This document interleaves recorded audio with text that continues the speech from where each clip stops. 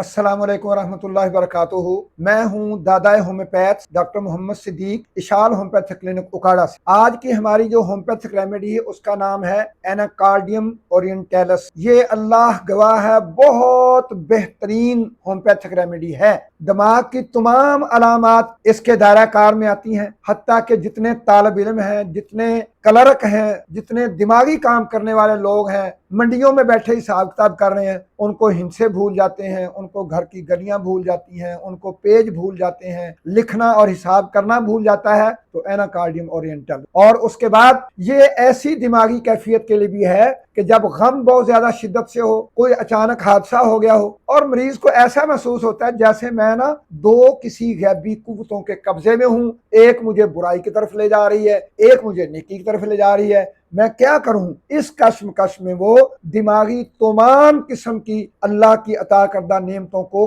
खो बैठता है। जब वो साफ दिमाग लेकर आपके पास आए और पागलपने की कैफियत हो तो उसमें जरूर एनाकार्डियम ओरिएंटैलिस होम्योपैथिक दवा हाई पोटेंसी में दें, इंशाल्लाह फायदा होगा। एनाकार्डियम ओरिएंटैलिस जिल्दी इमराज में अल्लाह रब्बुल इज्जत की तरफ से ऐसा बेहतरीन तोहफा है कि ये खारिश के दानों से लेकर स्कैबीज से लेकर कोर तक, लेप्रोसी तक कार आमद है। लेकिन मुआलज इतना काबिल होना चाहिए कि वो मरीज को जो है वो डील करे और एनाकार्डियम की अलामात को पाकर मरीज को डिलीवर करे। इंशाअल्लाह वो शफायाब होगा। एनाकार्डियम ओरिएंटैलिस हिस्टेरिकल कैफियत जो औरतों के अंदर आम तौर पर या हमल के दौरान होती है उसके लिए अक्सीर का हुक्म रखती है। और आखिरी जो अलामत मैं बहुत जरूरी समझता हूं बताना, अपनी बेटियों तक पहुंचाना चाहता हूं, मेरी वो बेटियों जो उम्मीद से हैं और वो चाहती हैं कि हमारे बच्चे ज़हीन पैदा हों, तो अपनी नस्लों को ज़हीन करने के लिए